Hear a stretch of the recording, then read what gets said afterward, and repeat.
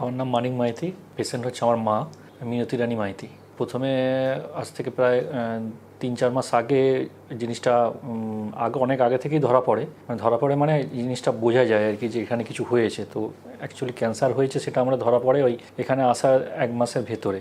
Symptoms ছিল দাঁতের ওখানে প্রচণ্ড লাল হয়ে যেত এবং খেতে পারতো না, দাঁত নড়তো এবং ব্যথা করতো আর কি দাঁতের মাড়িতে। এরকম প্রবলেমটা ছিল এবং বিভিন্ন জায়গায় আমরা দেখিয়ে তার রিপোর্ট করে লাস্টের থেকে অনেক রকম রিপোর্ট করার পরে আমরা স্যাঙ্গুইন হই যে ওটা ক্যান্সারে আছে এবং বায়োপসিও করা হয়েছিল, সিটি স্ক্যান করা হয়েছিল।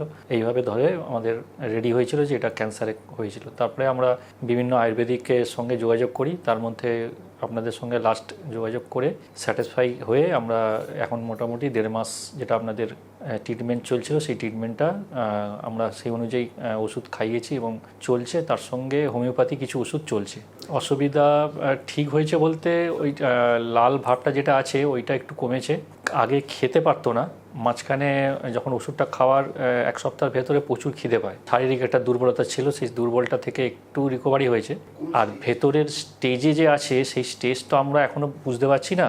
আপনারা কিছু পরীক্ষা দিয়েছেন, হয়তো সেখান থেকে কিছু বোঝা যেতে পারে। আমরা নিজেরা বাইরে থেকে বুঝতে পারছি না যে ওটা ভেতরে কতটা সেরেছে বা সারতে পারে বা কী অবস্থায় আছে, সেটার পরীক্ষা এখন তো করা হয়নি সেই অবস্থায়। পেশেন্ট বলছেন তো এখন আগে যেরকম ওখানে যন্ত্রণা করতো সেই যন্ত্রণাটা একটু কম আছে। আর দাঁত নড়ছে, দাঁতে একটু চাপ দিলে যেরকম খাওয়ার একটু অসুবিধা হতো, একটা দাঁত নড়ছে এবং তাতে একটু ব্লিডিং হয়েছে, কাল পরশু করে একটু ব্লিডিং হয়েছে। তার আগে যে এরকম কন্টিনিউ হয়েছে তা নয়, এটা একদিনই হয়েছে আর কি। রাতে ঘুমাতে খুব একটা পারছে না, মোটামুটি আর কি। মানসিকভাবে একটু স্ট্রং আছে। সেটা প্রথম 10-15 দিন 20 দিন ওষুধ খেয়ে যেরকম একটা ইমপ্রুভ হয়েছিল, খিদে প্রচুর পাচ্ছিল, সেটা থেকেই ইমপ্রুভ হয়েছে। তারপরে আস্তে আস্তে এখন ভেতরে কী অবস্থা হয়েছে জানি না, বাইরের দিক দিয়ে পেশেন্টকে দেখলে মনে হবে না যে এরকম কোনো প্রবলেম আছে বলে আর কি। ফ্যামিলি হিস্ট্রিতে কারোর এই রোগ আগে ছিল না, পেছনেও কারণ নেই, সামনেও কারণ নেই। আর মায়ের অ্যাডিকশন বলে কিছু নেই, কোনো নেশা এটা ওটা কোনো কিছুই ছিল না, একদমই নর্মাল। আর উনি বরাবরই হাউসওয়াইফ ছিলেন, আর খাওয়া দাওয়া নর্মাল যেরকম আছে সেরকমই করতেন, খুব বেশি যে আজিবাজি খাওয়া এরকম কোনো ব্যাপার নেই।